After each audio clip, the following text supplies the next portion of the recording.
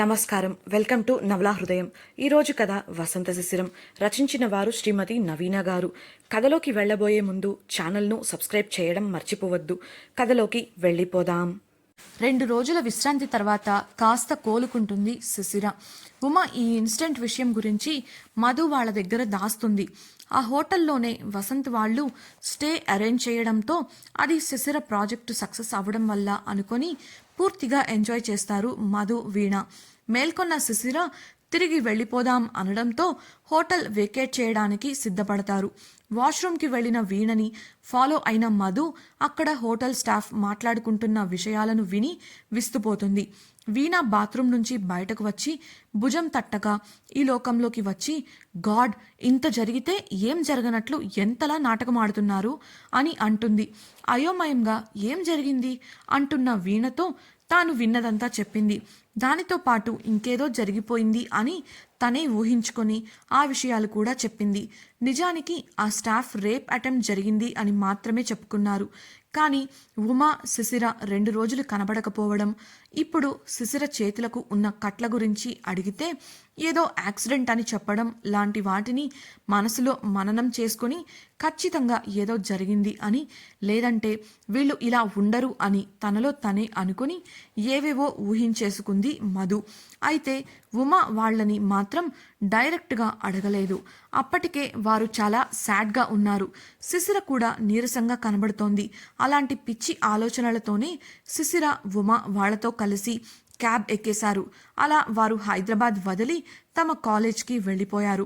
అప్పటికే smart work group నుంచి ఒక మనిషి వచ్చి శిశిర వాళ్ళ డిపార్ట్మెంట్ హెడ్తో మాట్లాడి జరిగిన విషయం చెప్పి శిశిర రికవర్ అయ్యాక మళ్ళీ కాలేజ్కి వస్తుంది అని చెప్పడంతో ఎవరూ కూడా ఈవెంట్ గురించి ప్రస్తావన ఆమె దగ్గర తీసుకురాలేదు.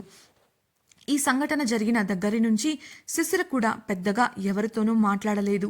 మనసులో ఏవేవో ఆలోచనలు మెదులుతుంటే వస్తున్న దుఃఖాన్ని తనలో తనే అణుచుకుంటూ మౌనంగా ఉంటుంది.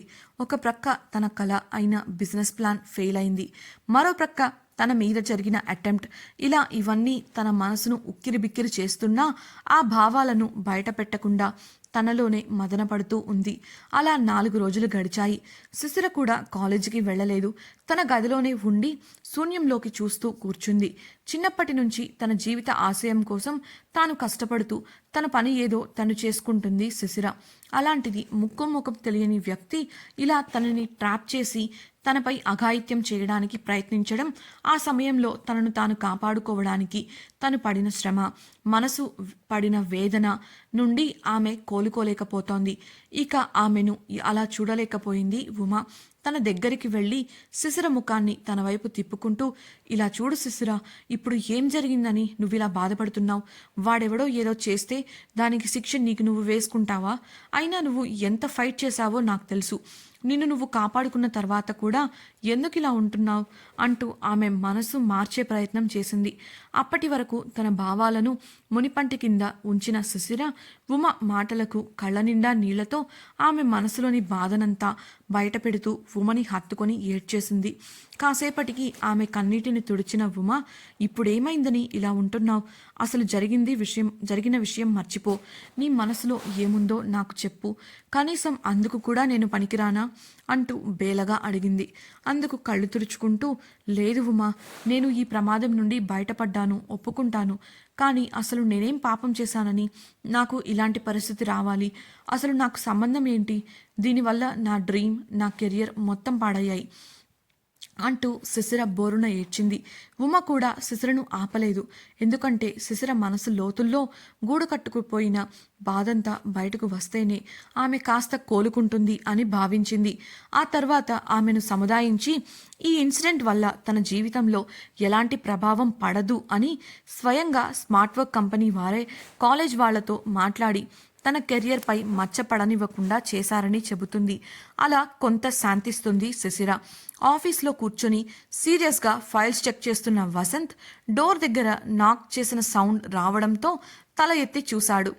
ఎదురుగా కొన్ని ఫైల్స్ పట్టుకొని తన పర్మిషన్ కోసం వెయిట్ చేస్తున్న కిషోర్ని చూసి రమ్మన్నట్లుగా సైగ చేసి, నేను చెప్పిన పని అయిందా అని అడిగాడు. అందుకు బదులుగా కిషోర్ తన చేతిలో ఉన్న ఫైల్స్ని వసంత్ ముందు పెట్టి, ఎస్ సార్, మీరు అడిగిన డీటెయిల్స్ అన్నీ ఈ ఫైల్లో ఉన్నాయి. మన వాళ్ళు కలెక్ట్ చేసిన ప్రూఫ్స్ ఇంకా ఇతర వివరాలను ఈ ఫోల్డర్లో ఉన్నాయి. అండ్ మీరు చెప్పిన ప్రకారం కాలేజ్ మేనేజ్మెంట్ని మీట్ అయ్యి అన్నింటినీ సెట్ చేశాం అని చెప్పి అక్కడి నుంచి వెళ్ళిపోయాడు. కిషోర్ ఇచ్చిన ఫైల్స్ని చూస్తున్న వసంత్కి ఒక బ్లూ ఫైల్ కనబడటంతో అది ఓపెన్ చేసి చూశాడు. అతనికి చాలా క్యూరియస్గా అనిపించడంతో ప్రతి పేజీని తిప్పి తీక్షణంగా ఆ డీటెయిల్స్ని అనలైజ్ చేస్తూ ఉన్నాడు. అతనికి ఆ ఫైల్ ఏంటో అంతా పూర్తిగా అర్థమైంది. ఆ ఫైల్ చూసిన అతనికి తన పెదవులపై చిన్న చిరునవ్వు వచ్చి చేరింది. వెంటనే బెల్ నొక్కి ఆ ఫైల్ని చూడటం కంటిన్యూ చేశాడు. లోపలికి వచ్చిన కిషోర్ ఏదో మాట్లాడబోయే లోపు ఈ ఫైల్ ఎక్కడిది అని ప్రశ్నించాడు వసంత్.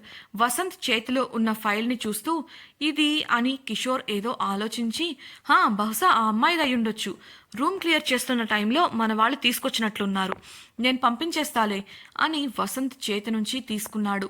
అతనికి ఆ అవకాశం ఇవ్వకుండా అతని చేతిని వెనక్కి నెట్టేసి మరో పేజీని తిప్పి చూస్తున్నాడు వసంత్. అతని ప్రవర్తనకి ఆశ్చర్యపోయిన కిషోర్ అతన్ని ఏమీ అనలేక వసంత్ ఆ ఫైల్ని పూర్తిగా చదవడం ఫినిష్ చేసే వరకు అక్కడే నిలబడి ఉండిపోయాడు. దాదాపు 20 నిమిషాల తర్వాత తలపైకి ఎత్తిన వసంత్ ఫైల్ని టేబుల్పై ఉంచాడు. కిషోర్ ఆ ఫైల్ తీసుకుంటూ, సరే నేను ఇది కొరియర్ చేసేస్తానులే అని పూర్తి చేసే లోపే R&Dకి ఆ ఫైల్ని పంపించు, పూర్తిగా అనలైజ్ చేసి రిపోర్ట్ ఇవ్వమని చెప్పు అంటూ గంభీరమైన స్వరంలో చెప్పాడు వసంత్. తన వైపే ఆశ్చర్యంగా చూస్తూ కదలకుండా నిలబడిపోయిన కిషోర్ వంక చూస్తూ ఇంకా కొన్ని ఇన్స్ట్రక్షన్స్ చెప్పి తన పనిలో మునిగిపోయాడు. అయితే అప్పటికి కూడా కిషోర్ కదలకుండా అలానే చూస్తుండటంతో తను చూస్తున్న ఫైల్ నుంచి తల తిప్పకుండానే ఇక్కడి నుంచి వెళ్ళు అని గట్టిగా అనడంతో కిషోర్ ఫాస్ట్గా ఆ ఫైల్ తీసుకొని అక్కడి నుంచి వెళ్ళిపోయాడు. మరో ప్రక్క క్లాస్ రూమ్లో కూర్చొని మొబైల్లో ఏదో చూస్తున్న మధు దగ్గరకు వచ్చిన మరో క్లాస్మేట్, మీ హైదరాబాద్ ట్రిప్ బాగా ఎంజాయ్ చేశావా అని అడిగింది. ఆ మాటలకి ఉత్సాహంగా తాము ఎలా ఎంజాయ్ చేశామో వివరించింది మధు. ఇదంతా మధు పక్కనే కూర్చొని వింటుంది వీణ. ఇంతలో మరో అమ్మాయి, మరి మీరొచ్చారు కానీ శిశిర ఉమ ఇంకా ఎందుకు కాలేజ్కి రాలేదు, మీరు వెళ్ళిన సమ్మిట్ ఎలా జరిగింది అని అడగగా, ఏదో జరిగిందిలే అని నీరసంగా మధు సమాధానమిచ్చే లోపే వెనుక నుంచి ఎవరో, ఏముంది వీళ్ళ వాలకాలు చూసి గేట్ దగ్గర నుంచి బయటికి పంపించేసి ఉంటారు అని హేళనగా అన్నారు. ఆ మాటకు క్లాస్లో ఉన్న వారంతా ఫక్కున నవ్వేశారు. కానీ మధు వీణలకు చాలా కోపం వచ్చింది. తన కోపాన్ని కంట్రోల్ చేసుకోలేని మధు ఉక్రోషంగా, అసలు అక్కడ ఏం జరిగిందో మీకు తెలుసా అని గట్టిగా అరిచింది. మధు ఏం చెప్పబోతోందో అర్థం చేసుకున్న వీణ వెంటనే మధు చేతిని పట్టుకొని ఫాస్ట్గా అక్కడి నుంచి లాక్కెళ్ళిపోయింది. ఆమెను క్లాస్ నుంచి దూరంగా తీసుకెళ్తున్న వీణ చేతిని విసురుగా విదిలించి, నన్నెందుకు ఆపావు అని కోపంగా అడిగింది మధు. నువ్వేం చేయబోతున్నావో తెలిసి ఆపాను, కోపంలో మంచి చెడు ఆలోచించవా, నువ్వు జరిగిన విషయం చెప్పి ఉంటే ఏం జరిగేదో తెలుసా అంటూ మధుపై అరిచింది వీణ. దానికి మధు, ఏం జరిగేది, కనీసం ఈ టూర్ ఫెయిల్ అవ్వడానికి కారణం ఎవరనేది అందరికీ తెలిసేది, అదంతా శిశిర వల్లే కదా, అట్లీస్ట్ అప్పుడైనా మనల్ని తక్కువ చేసి మాట్లాడకుండా ఉంటారు, వాళ్ళు మనల్ని చూసి ఎలా నవ్వుతున్నారో చూస్తున్నావా అంది మధు. వీణ, మనం టూర్కి వెళ్ళడానికి కారణం కూడా శిశిరనే, అయినా మనల్ని రమ్మని తనేం అనలేదు, మనమే ఎంజాయ్మెంట్ కోసం తన వెంట వెళ్ళాం, అక్కడ అలా జరుగుతుందని తను మాత్రం కలగంటుందా అని ప్రశ్నించడంతో మధు కోపంగా, నువ్వు ఎన్నైనా చెప్పు, అతను ఎవరో రూమ్లో మీటింగ్ ఉంది రా అనగానే ఆలోచించకుండా రూమ్కి వెళ్ళి ఉంటుందా, అది కూడా ఒంటరిగా, నాకు డౌట్గానే ఉంది, తన పని అవుతుందని ఆశగా లైన్లో పెట్టడానికి వెళ్ళి ఉంటుంది, తీరా అక్కడికి వెళ్ళాక అతనికి అంత సీన్ లేదని తెలిసి ఇంత డ్రామా చేసుంటుంది అంటూ శిశిరపై తనకు ఉన్న అక్కసును లేనిపోని అర్థం లేని మాటలు మాట్లాడి వెళ్ళగక్కింది మధు. ఆ మాటలను విన్న వీణకి పట్టరాని కోపం వచ్చింది. తిరిగి మధుకి గట్టిగా సమాధానం చెప్పగలిగే ధైర్యం లేకపోయింది. ఒక్క క్షణం ఆలోచించి కోపాన్ని కంట్రోల్ చేసుకుంటూ మధు వైపు తిరిగి, చూడు మధు, హైదరాబాద్లో జరిగిన విషయం వెళ్ళిన మనకు మాత్రమే తెలుసు. ఈ విషయంలో ఇప్పటికే కాలేజ్ మేనేజ్మెంట్ వాళ్ళు న్యూస్ బయటకు రాకూడదు అని గట్టి పట్టు మీద ఉన్నారు. ఒకవేళ ఈ న్యూస్ బయటకి వస్తే మనమే చిక్కుల్లో పడతాం. అనవసరమైన ఆవేశాలకు పోయి ఇలా పెద్ద సమస్యల్లో ఇరుక్కోవడం అంత మంచిది కాదు. ఒకసారి ఆలోచించు అని వివరించి ఇండైరెక్ట్గా ఏదైనా జరిగితే నువ్వు సమస్యల్లో పడటం ఖాయం అని హెచ్చరించింది వీణ. ఆ మాటలకు ఆలోచనలో పడింది మధు.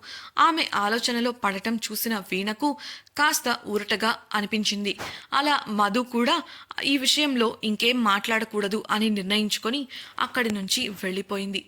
అయితే వీరు ఇదంతా మాట్లాడుకోవడం వేరొకరు అక్కడే చాటుగా ఉండి విన్నారు అనే విషయం వారికి తెలియదు. ఇలా ఒకరు ఆ విషయాలను వినడం శిశిరకు భవిష్యత్తులో ఎలాంటి సమస్యలను తీసుకొస్తుందో చూడాలి. రోజులు గడిచాయి. ఉదయం గదిలో నిద్రపోతున్న శిశిరకు కలలో ఏవేవో మాటలు వినపడుతున్నాయి. వేరువేరు గొంతుకులతో వేరువేరు రకాల మాటలు ఒకేసారి వినపడటంతో పాటు అస్పష్టమైన రూపాలు ఆమె కళ్ళ ముందు కదులుతూ ఉన్నాయి. వాటన్నింటికీ శిశిర నిద్రలో కలవరం చెందుతూ ఒక్కసారిగా నిద్రలేచింది. ఆమెకు ఒళ్ళంతా చెమటలు పట్టాయి. బాత్రూంలోకి వెళ్ళి ట్యాప్ ఆన్ చేసి చన్నీళ్లని ముఖంపై చాలాసేపు కొట్టుకుంది. కాసేపటికి రిలీఫ్ అనిపించడంతో ట్యాప్ ఆన్ చేసి సింక్ పై చేతులు పెట్టి ముందుకు వాలి అద్దంలో తనను తాను చూసుకుంటుంది. ఆమెకు తన కలలో వచ్చిన మాటలను మళ్ళీ ఒకసారి గుర్తు చేసుకుంది. అవి కల్పితాలు కావు. చిన్నప్పటి నుంచి ఆమెకు తోడుగా నిలిచిన వారు తనకు చెప్పిన మాటలు. ఆమెకు మనసు బాగోలేనప్పుడు, ఓడిపోతానేమో అని భయపడుతున్నప్పుడు, ఇలా వివిధ సందర్భాలలో వేర్వేరు మనుషులు చెప్పిన సలహాలు, సూచనలు. వాటన్నింటినీ రీకాల్ చేసుకున్న శిశిర ఏదో నిర్ణయం తీసుకున్నట్లుగా ముఖంలో నమ్మకంగా ఉంది. రోజులానే లేచిన ఉమ తను వెళ్ళి వెజిటబుల్స్ తీసుకురావాలని త్వరగా రెడీ అయ్యి బయటకు వచ్చింది. రోడ్ మీదకు వెళ్ళబోతున్న ఉమకు ఎదురుగా జాగింగ్ చేస్తూ వస్తున్న శిశిర కనిపించడంతో ఆశ్చర్యపోయింది. అంతలోనే సంతోషపడుతూ ఆమెకు ఎదురు వెళ్ళి హక్ చేసుకుంది. ఇద్దరు ఒకరినొకరు చూసి నవ్వుకుంటూ ఇంటికి చేరుకున్నారు. శిశిర గదిలోకి వెళ్ళగా ఉమ మాత్రం శిశిర తెచ్చిన కూరగాయలను తీసుకొని వంటగదిలోకి వెళ్ళింది. వంట చేస్తున్న ఉమ ముఖం సంతోషంతో వెలిగిపోగా ఆనంద బాష్పాలు ఆమె కంటి వెంట జారాయి. ఇన్ని రోజుల నుంచి శిశిరను బాధగా ఏదో కోల్పోయిన దానిలా చూసిన ఉమకి ఆమె కోలుకుంటుందా లేదా అనే భయం ఉండేది. ఆ ఇన్సిడెంట్ని శిశిర త్వరగా మర్చిపోయి మళ్ళీ మామూలు మనిషి అయ్యి ధైర్యంగా ఉండేలా చేయమని ఆ దేవుడిని మొక్కని రోజు లేదు. ఆ స్నేహితులిద్దరికీ ఒకరంటే ఒకరికి అంత ప్రాణం. తన స్నేహితురాలు బాధలో ఉంటే ఆమెను వదలలేక కాలేజీకి కూడా వెళ్ళడం మానేసి ఆమెను చూసుకుంటోంది ఉమ. అలాంటిది ఇవాళ శిశిర మళ్ళీ మామూలు మనిషిలా ప్రవర్తించడం చూసి ఆనందపడిపోయింది. ఇక ఏ సమస్య లేదు అని భరోసాగా అనుకుంటూ వంట పూర్తి చేసింది ఉమ. ఇంతలో రెడీ అయ్యి ఇద్దరి బ్యాగ్స్తో పాటు గది నుంచి బయటకు వచ్చింది శిశిర. అదే సమయంలో వాళ్ళ గది నుంచి బయటకు వచ్చిన మధు, వీణలు శిశిరను చూసి షాక్ అయ్యారు. అంతలోనే మధు మాట్లాడటం మొదలుపెట్టింది. ఇంతకీ మధు ఏం మాట్లాడాలనుకుంటోంది? శిశిరలో నిజంగానే మార్పు వచ్చిందా? మధు శిశిర గురించి ఇంకా ఎవరి దగ్గర మాట్లాడకుండా ఉంటుందా? శిశిర పూర్తిగా ఈ ఇన్వెస్ట్మెంట్ అవకాశాన్ని కోల్పోయినట్లేనా? వసంత్ వెరిఫై చేసిన ఫైల్ ఏంటి తెలుసుకోవాలనుందా? అయితే మన ఛానల్ని సబ్స్క్రైబ్ చేసి రాబోయే ఎపిసోడ్స్ని తప్పకుండా వినేయండి. మీకు ఈ సిరీస్ నచ్చినట్లయితే ఖచ్చితంగా వీడియోని లైక్ చేసి మీ సన్నిహితులకు షేర్ చేసి వారికి కూడా మరింత వినోదాన్ని అందించండి. మీ అభిప్రాయాలను, సూచనలను మాకు కమెంట్స్ రూపంలో తెలియజేయడం ద్వారా మాకు సాయం చేసిన వారు అవుతారు. Thank you for listening.